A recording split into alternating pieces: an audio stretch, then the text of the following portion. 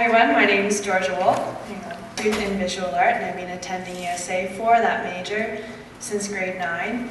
And my peers, I'm sure, still have really great insight to give about their art in the school and outside of the school, and their experiences, and have already given such good information already. I, however, want to give a fairly academic presentation. I'd really like to delve into the fairly huge topic of education and relative to the art program. I know that there are a lot of ESA parents in the audience, and not in the audience with kids in visual art, so this might actually be of some interest hearing about some of the learning tactics we have here that obviously have been very successful. So this is a definition of education. I just got it from Google. It's fairly standard.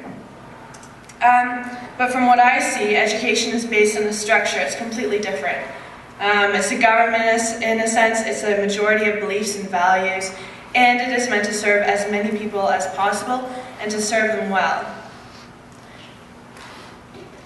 If a student were to perform poorly consistently in school, this might actually indicate a lack of interest in the structure and institutionalization that schooling forces upon them, rather than the lack of interest in the education itself. Now, to relate this to the art world that is based on free thinking and personal opinion and conflicting beliefs between individuals and groups, whereas in most typical art curriculums, there's this rigid school structure that you might actually find identical to a maths program, for instance. So what an arts class should do, and ideally all classes should do, is give you the opportunity to learn about yourself through understanding your individual strengths and ideas that you would like to develop, or issues, if you will, that you would like to develop further, or parts of you that you want to really embrace. Instead of continuously comparing you with others through a fake definition of what success is, and in a sense, racing to the finish line with everyone else to see who can get the most coveted prize, being the elusive grade A, that is meant to validate your worth as a human being. So I'm not going to read out every single definition, but this is what I mean by when I say success, and I agree with this, and I will be saying it a lot, but just so that I'm clear. So, to give some background on myself, my ideas about education and my points have been very plainly inspired by my years of school. I came from a very sports-oriented junior middle school that also placed a huge importance on academics, so like visual art class was once a month. So it's like very different to what I'm used to now by having it every single day for the past 3.5 years. So in grade 8, I had the option to attend either another academics-focused high school with some sport and go into a computer science program. As you can see, my very computer science-y slideshow that best demonstrates my overwhelming tech talent. It's a joke. Or go into something that I'm really passionate about, being visual, audio, verbal, or whatever kind of expression, being the arts. So I obviously chose a school where I knew I would have more ability to really further develop myself and as a creative and academic thinker, ESA for visual arts. So San Diego State University, published an article in 2010. The study claimed that stress and anxiety in college and high school students will continue to rise. And in the year 2007, the levels were very similar to the youth of the same age group of children in the Great Depression. So for instance, teenagers in the Great Depression growing up starving with their families and not having any money whatsoever were dealing with the same stress that us as Canadian or US teens would be dealing with in 2007. ESA students, however, I would argue have more stress than the typical high school student. So I don't know what that means, but, and this is just because we value our majors and our academics both quite a bit. So I want to better the education system. I don't like to reduce this unnecessary stress because I do believe that a lot of this stress is excessive. It's pointless. I want the 13 to 18-year-old students to benefit. And I want to let them know that high school isn't what should define you in terms of academics. You should have more choices and freedoms to learn about what you care about. And your interests should quite rightly be changing as much as your education program. Now this is like a really abstract idea, because I'm asking for the whole education program to change drastically. But like when I live through this every single day, and much of us live through this every single day, we're asked to develop a system on how to cope with this stress. We're asked to figure out stress techniques.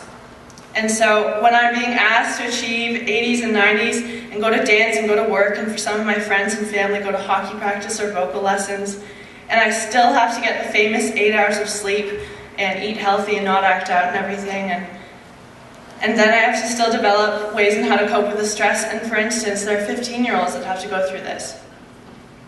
I've been able to come up with these ideas on on changes that are only to be beneficial for these typically 13 to 18-year-olds. However, we're really only able to move in small steps. Every art curriculum, at least, should work on their foundation, and have a foundation that any student may most importantly manipulate and work with to best suit themselves as people. So another definition of what structure is. To define structure for me is actually really difficult in terms of the education program. School boards and teachers' meetings will look to determine a common goal for what success or great success could be for the majority of their students, how to reach that. Whether it be by setting up more tests, more homework, just more evaluations and further ways, for developing further ways on how to evaluate their students for grades. So to really discuss the learning tactics used in our visual arts program to make our group connected and obviously very successful, as for those of you who don't know, like we are, I would like to contribute a point. Ooh, okay. Ooh, God. All right. ESA's visual arts major is lacking in structure, in the perception of the typical art curriculum at other high schools, and even by other majors here. But it is the most mature, do-it-yourself setup where you may make connections with whom you choose in your major, whether it be students or teachers, and that's not just limited to your major. You're not forced to work with or speak with students in particular. Instead, you're asked to make your own decisions, which will lead to your own chosen experiences, which will further accelerate your development. When you make school your own, and when you decide for yourself what kinds of topics you wish to address in any course, but especially in the arts, you will self-impose your own parameters of what you believe to be your best qualities. You will discover what no one else can about you, your authentic self, just like no one else will know me as best as I know myself. School curriculums are focused so much on the process, it's actually more the process than the end result. This process leading up to goals that the individual learner is almost an afterthought in the grand scheme of things. Okay, so there have been so many TED Talks where speakers, a lot of them that I've seen, are really just asking to be happy. All they want is to be happy in their lives. So for one kid, for instance, Logan LaPlante brings up one of his certain love for sports, and for instance, he really likes skiing. I recommend, if you haven't already seen him, go watch this, because I can't do his education speech justice, for sure. When he was 9 years old, his mom took him out of school and started homeschooling him. I think it was 9. But she started homeschooling him in programs catered to his key interests. So this bright 13-year-old has sports as an integral part of his home education program, but as well as this, he has plenty of time to explore his many other interests, including art history and ancient history. This 13-year-old knows about those two things. That's very privileged for him, for sure. So his individualized curriculum is led and directed by him. And so thus he is an author, in a sense, of his own program, and to a large degree his childhood experience. Now his family, of course, has actually put in a lot of money, because his home education program is just a little bit amped with all those sports and like fun stuff. So for this education catered to his interests, So I prefer this personalized planner, and it is unique because it isn't traditional. However, in a way, and homeschooling is just an example, but if we were to make homeschooling traditional, it might possibly be paid through taxes, because the majority of students would be favoring this and doing this. Putting students in a one-minded learning facility for 7 hours is the easiest thing to set up. However, nowadays, we actually can think about how to drastically change and possibly improve our education. So, school today is not even based on how intelligent you are to an extent, or how able you are at applying theories to certain examinations. School demands you to memorize things. And we have a lot of students that would much rather read books or blogs of their interest, or paint, or play sports, or talk with someone about a topic of their interest, and choose what they want to learn, and discover and develop ideas on, rather than to sit around for 3 hours and try to memorize ridiculous information. And realistically, most students memorize so much information that they know they will never need to remember after this test or this course's examination. If we have students really discussing what they like on a day-to-day basis, we might actually have more interesting people. We're not forcing them to talk about things that they may or may not like, we're actually allowing them and encouraging them to talk about things that they love. And through this, we might actually start hearing, again, more interesting information. Maybe even wholesome's an okay word for the conversations coming out of young people.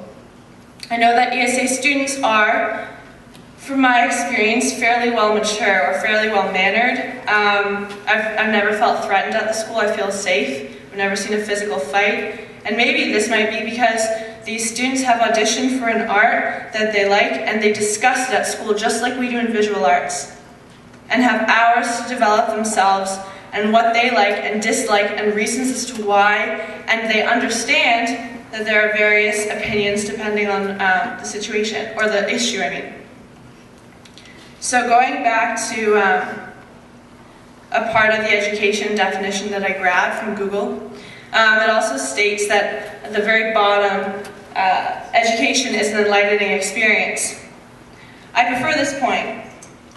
Enlightening meaning informative, perhaps interesting, and definitely changing. Experience as in chosen, informative, interactive, and again changing. My ideas, again, may seem fairly far out there, as even changing art curriculums to be more about expression and self-establishment than projects is actually a huge step. But this is a word of my belief. An idea is only far out there if you say that you'll think about it later, or you're going to go talk about it with your friends some other day, but if you think about your ideas now and apply yourself now, and that's what I've learned in visual arts, your far-fetched idea might just close distance with you sooner than you think. And you will have easily input your opinion out into the world, as I hope I've done today. Thank you so much.